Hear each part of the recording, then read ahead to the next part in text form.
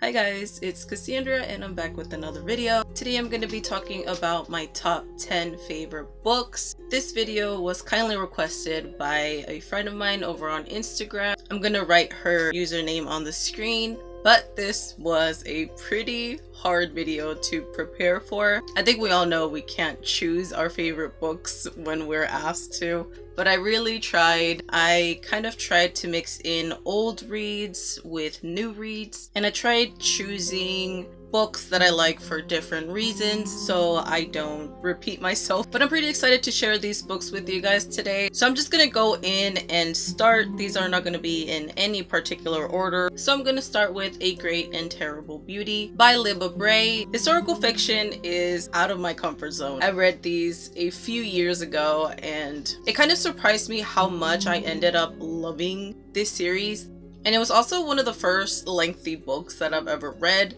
And I still think about it to this day. Sometimes I wish I could reread this, but I'm so scared that I'm not gonna like it as much as I did a few years ago. Next up, I have Where Love Lies by Julie Cohen. I read this in June of 2016 and I still can't get over it. It does have a sort of love triangle aspect to it. But what I love about it is that I have never ever read an author tackle love triangles as Julie did. This was such a refreshing read and I still have yet to read anything like it. It has such an impactful storyline, and this is another book that I wish I could reread just because reading it once is not enough. The way that Julie wrote Felicity's story was magnificent. I have yet to meet anybody that's read this book, but it's another one that I'll never stop thinking about. So next up, I have Chosen by PC and Kristen Cast. And this is the third book in the series, but it'll make sense why I'm not choosing the first book in the series. So this was actually the first book I read in the House of Night series.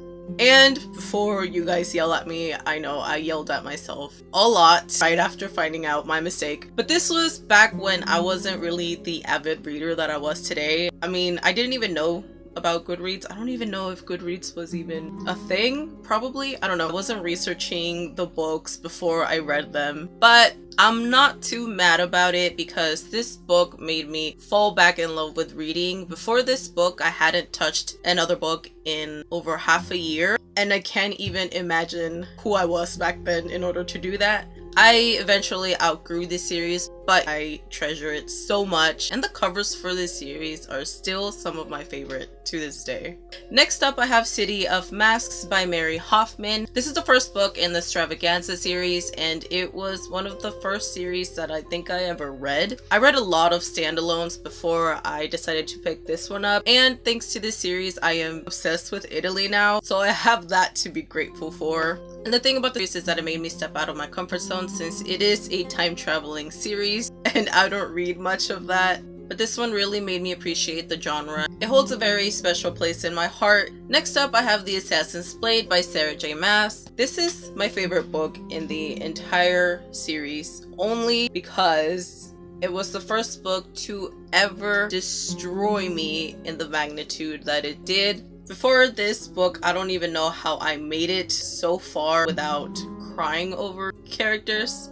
And I'll never forget that. I'll always remember the first tears I shed over characters. And then we have Awakens by Elise Kova. This is the first book in the Awakens series, and it's a special one, not only because it introduced me to my second favorite author of all time, but it was the first book to ever have my name on the back. The back cover has a blurb from me, and it will forever hold a special place in my heart. The day that I got the email from Elise Kova is still one of the best days of my life. Next up, I have The Exceptions by David Cristofano. I found this at the Dollar Tree, so I only paid $1 for my favorite book of all time. This is another one that was out of my comfort zone back in the day. It has to do with crime and gangs and everything in between. But now I am obsessed with crime and with true crime. It is also a love story, one of the best told love stories that I've ever read.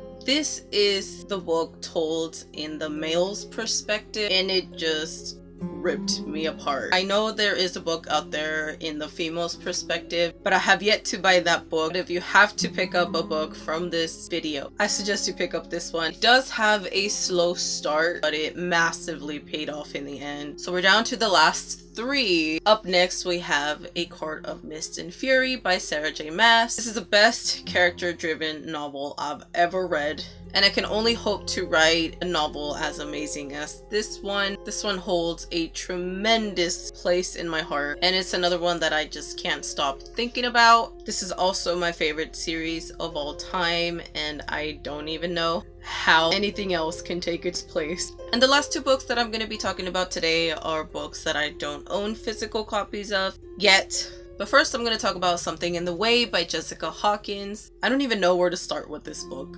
This feels like it was my life story retold by the amazing Jessica Hawkins. I have never related to a series as much as I related to this one, but it's very personal for me.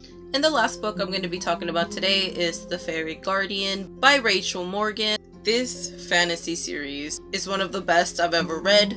It has some of the most amazing plot twists, and it also has some of the best scenery. The way Rachel describes the world around this character seems effortless and just beautiful. Every time somebody asks me what fictional world I would like to visit, I always think about Creepy Hollow. But this is another series that I hold very dear in my heart because a blurb from me is printed on the back cover of the 5th book. But I'm just super honored to have my name on a series that I wish I could live inside of. But that is it for my top 10 favorite books of all time. But of course that includes the rest of the books that are parts of a series, and I recommend every single one of them. Let me know which books you would choose for your top 10 favorites. This was super hard for me, but I think I did good with my choices. Anyway, that's it for this video. Thank you guys so much for watching, and if you guys ever want to follow me on other social media platforms, my links are always down below. But I'll see you guys on the next video. Bye!